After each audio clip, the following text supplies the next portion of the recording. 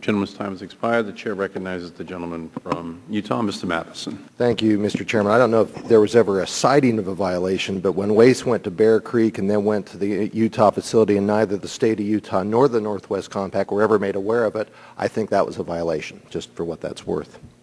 Could I respond to that? No, I got only 5 minutes, and I'm going to get to my questions. Mr. Slosky, when the compact system was being drafted and created in the 1980s, was there any discussion of foreign waste importation and storage at low-level radioactive waste facilities? I can recall none other than discussions with the Department of Defense in terms of returning to the U.S. origin materials the Department of Defense utilized abroad. And I would note that the legislation as drafted allows for foreign waste created at U.S. Department of Defense facilities overseas to return to this country. It has an exemption for that type of waste. Was there any expectation that foreign waste is considered out-of-region waste during these discussions? We always considered foreign waste to be out of region, yes.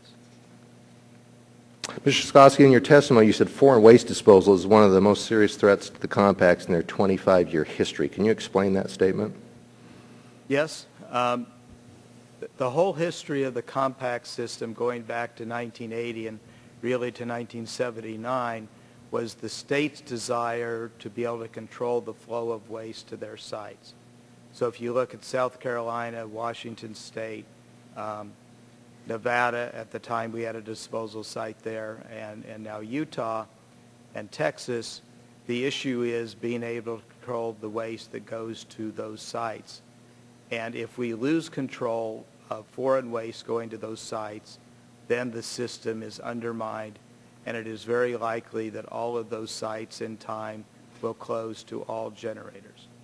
We've heard about the issue of the nuclear cooperation agreement with Italy. What would happen if we start importing waste from all the countries we have nuclear cooperation agreements with? We have them, we have agreements with India, Japan, United Arab Emirates, Jordan, most of Europe, China.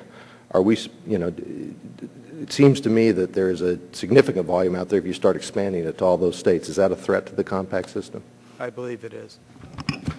Since the compact system is intended to allow states to self-manage low-level radioactive waste, do you think any state or compact would have authorized the creation of a new low-level radioactive waste site if the state thought it did not have the authority to regulate the site?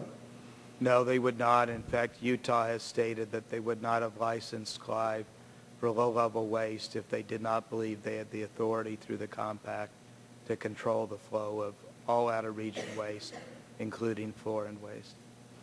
Mr. Slosky, Energy Solutions has told us that as a result of the district court ruling in Utah earlier this year, the company is not regulated by the Northwest Compact because it is not a regional disposal facility. In your testimony, you said the district court completely disregarded explicit language in the Northwest Compact that was approved by Congress as federal law. Can you expand on this point? Yes, the Northwest Compact does not use the term regional facility. The Northwest Compact bars any facility in any of their member states from receiving low-level waste without the approval of the compact. That language was disregarded, and the court reverted to the much more narrow definition of regional disposal facility. Mr. Slosky, 2 years ago, the Utah State Legislature moved to enact legislation. They were working on enacting legislation that would have removed local government, legislative, and gubernatorial approval for expansion of the Clive site. As was noted in the September 2007 low-level radioactive waste management report, former Governor Huntsman threatened to notify the Northwest Compact to limit the volume of waste that can be disposed to the current levels. In response, Governor Huntsman and Energy Solutions reached agreement that the company would withdraw its application for additional disposal capacity, and the governor agreed to refrain from seeking to limit disposal capacity at the facility. 2 years later, it now seems, based on this court ruling, that Energy Solutions does not believe it is under the authority of the compact system. So what are your thoughts about this?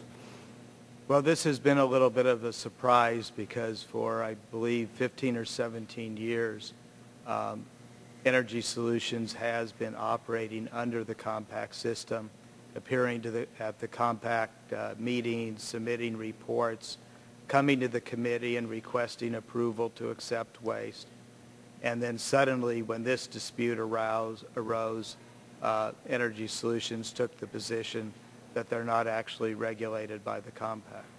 Is it last question, Mr. Chairman, because my time's running out. Is this a question of that they're saying the Northwest Compact has the authority to regulate the disposal capacity, but not the material which is disposed there? Is there a distinction they're making in that sense, or?